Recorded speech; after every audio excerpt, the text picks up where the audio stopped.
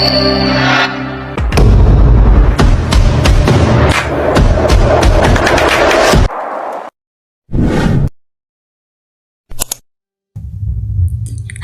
assalamualaikum warahmatullahi wabarakatuh. Perkenalkan, saya Kanuning Lestari, kelas manajemen A genap semester 1 dengan NIM 211066-252. Video ini merupakan video pertama saya. Saya membuat video ini untuk memenuhi tugas akhir semester 1 mata kuliah pengantar manajemen. Pada video ini, saya akan mereview bab fungsi dan perubahan budaya organisasi. Pengertian budaya organisasi. Robbins 2001 menyatakan, budaya organisasi adalah mengacu kepada suatu sistem makna bersama yang dianut oleh anggota-anggota yang membedakannya organisasi itu dari organisasi-organisasi lain. Jadi, budaya organisasi juga bisa dikatakan sebagai suatu norma dan juga nilai-nilai perilaku yang dipahami serta diterima oleh seluruh anggota organisasi dan juga digunakan sebagai dasar dalam aturan perilaku di dalam organisasi atau perusahaan tersebut. Fungsi dasar budaya organisasi. Menurut Nelson dan Quick 1997, dalam Danang Sunyoto dan Burhanuddin 2011, budaya organisasi mempunyai 4 fungsi dasar. 1. Perasaan, identitas, dan komitmen organisasi. 2. Alat pengorganisasian anggota. 3. Menguatkan nilai-nilai organisasi. 4. Mekanisme kontrol atas perilaku budaya organisasi. Dengan demikian, fungsi budaya organisasi adalah sebagai perekat sosial dalam mempersatukan anggota dalam mencapai tujuan organisasi yang berguna untuk menentukan ketentuan nilai-nilai yang harus dikatakan dan dilakukan oleh karyawan, serta berfungsi sebagai kontrol atas perilaku karyawan. Manfaat budaya organisasi bagi karyawan. Bagi karyawan, manfaat budaya organisasi adalah 1. Memberikan arah atau pedoman berperilaku di dalam organisasi. Di sini mengenai bagaimana karyawan melakukan operasi dengan pengertian, komunikasi, kepercayaan, hubungan, dan keikutsertaan. 2. Agar mempunyai kesamaan langkah dan visi dalam melakukan tugas dan tanggung jawab. Masing-masing karyawan dapat meningkatkan fungsinya dan mengembangkan tingkat interdependensi antar individu atau bagian, karena antar individu atau bagian dengan individu atau bagian yang lain saling melengkapi dalam kegiatan organisasi. 3. Mendorong mencapai prestasi kerja atau produktivitas yang lebih baik. Mendorong mencapai prestasi kerja di sini menurut saya adalah bagaimana budaya perusahaan ketika dalam pemberian apresiasi kepada karyawan yang akan memberikan motivasi kepada karyawan tersebut untuk mencapai prestasi kinerja yang baik. 4. Untuk mencapai secara pasti tentang karirnya di organisasi. Kepastian tentang karir di organisasi dapat mendorong para karyawan untuk konsisten dengan tugas dan tanggung jawab mereka masing-masing. Manfaat budaya organisasi bagi organisasi. Budaya organisasi bagi organisasi bermanfaat sebagai 1. Menekan tingkat turnover karyawan. Ini dapat dicapai karena budaya organisasi mendorong sumber daya manusia memutuskan untuk tetap berkembang bersama perusahaan.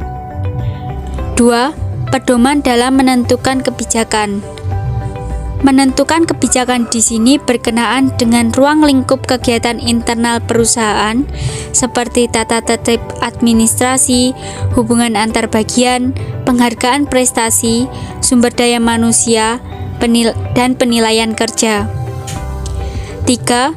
Menunjukkan tentang keberadaan organisasi.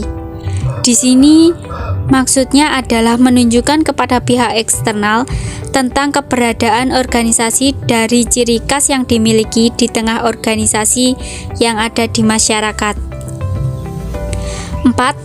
Acuan dalam penyusunan perencanaan organisasi.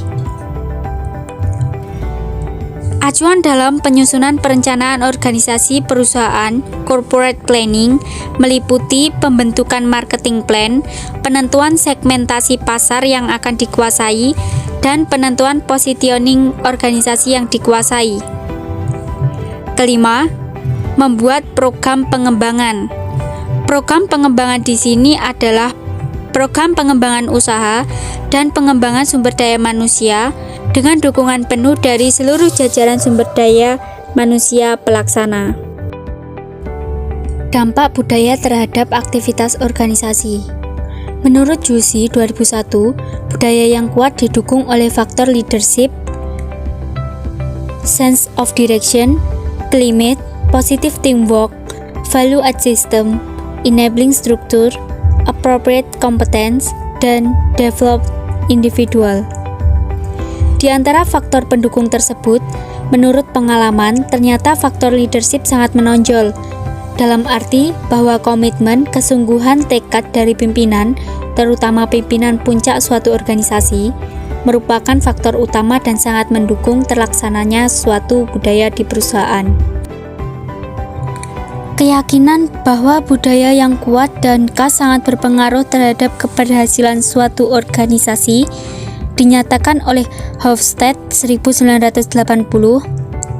Diketemukan secara umum bahwa organisasi yang sukses mempunyai budaya yang kuat sekaligus khas dan mitos yang memperkuat sub-budaya organisasi.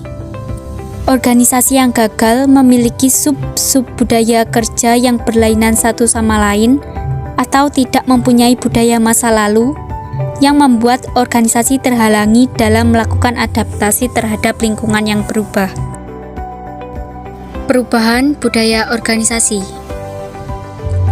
Perubahan organisasi merupakan suatu tindakan yang dilakukan terhadap unsur-unsur dalam suatu organisasi untuk meningkatkan efektivitas organisasi menuju ke arah yang lebih baik daripada sebelumnya.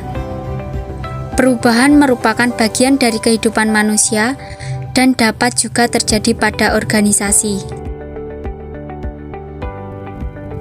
Beberapa bentuk perlawanan terhadap perubahan budaya. 1. Culture of denial atau pengingkaran. Munculnya persepsi tentang pengingkaran komitmen perusahaan kepada karyawan untuk tetap mempertahankan lingkungan kerja yang kondusif. 2. Culture of fear, ketakutan. Munculnya kekhawatiran, stres, depresi, dan takut terjadi dampak perubahan yang akan terjadi. 3. Culture of change atau sinisme. Munculnya persepsi bahwa perubahan budaya hanya rekayasa sebagian orang dan tidak sungguh-sungguh serta hanya untuk kepentingan sebagian pihak saja. 4. Culture of self-interest atau mementingkan diri sendiri. Munculnya sikap dan perilaku mementingkan diri sendiri dengan mencari peluang di luar perusahaan. 5. Culture of distrust atau ketidakpercayaan. Munculnya perasaan saling curiga terhadap sesama mitra kerja atau horizontal dan kepada eksekutif atau vertikal. 6. Culture of anomy atau ketidakstabilan sosial. Munculnya perubahan sosial akibat perubahan gaya kepemimpinan, sikap, pola pikir, dan perilaku yang lama. Tahap perubahan budaya. Paul Beth menyampaikan ada 5 tahap perubahan budaya, yaitu 1. Deformatif atau tahap gagasan perubahan, yaitu perubahan budaya belum benar-benar terjadi, baru sebatas gagasan yang menegaskan bahwa perubahan budaya perlu dilakukan. Pada tahap ini biasanya terjadi shock terapi dan mendramatisir pemaparan perlunya perubahan budaya. 2. Rekonsiliatif, tahap dukungan gagasan perubahan, yaitu adanya dukungan berbagai pihak terhadap gagasan perubahan budaya. Pada tahap ini, terjadinya negosiasi terhadap pelaku budaya, baik dari inisiator atau pendorong perubahan maupun pihak yang tidak setuju perubahan budaya. 3. Akulturatif, tahap komunikasi dan komitmen, yaitu terjadinya komunikasi yang insentif terhadap kesepakatan yang diperoleh pada tahap sebelumnya untuk menciptakan komitmen. Pada tahap ini, perlu dilakukan proses sosialisasi dan edukasi untuk membantu penetrasi perubahan budaya. 4. Enaktif, atau tahap pelaksanaan perubahan budaya, yaitu pelaksanaan hasil pemikiran, pembahasan, dan diskusi tentang budaya baru. 5.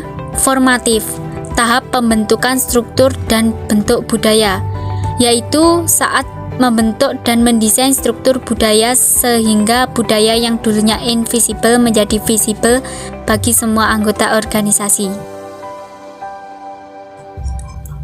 Parameter keberhasilan perubahan organisasi.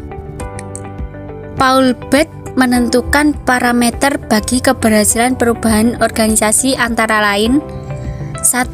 Daya ekspresi, yaitu kemampuan untuk menyampaikan ide-ide baru. 2. Daya komunalitas, yaitu kemampuan untuk membentuk satu set nilai. 3. Daya penetrasi, yaitu kemampuan untuk menembus berbagai level organisasi. 4. Daya adaptif, yaitu kemampuan untuk menyesuaikan diri dengan lingkungan yang berubah. 5. Daya tahan, yaitu kemampuan untuk menciptakan perubahan yang hasilnya bisa tahan lama. Sekian review materi dari saya tentang fungsi dan perubahan budaya organisasi. Ada kesalahan dan kurangnya saya mohon maaf. Terima kasih. Wassalamualaikum warahmatullahi wabarakatuh.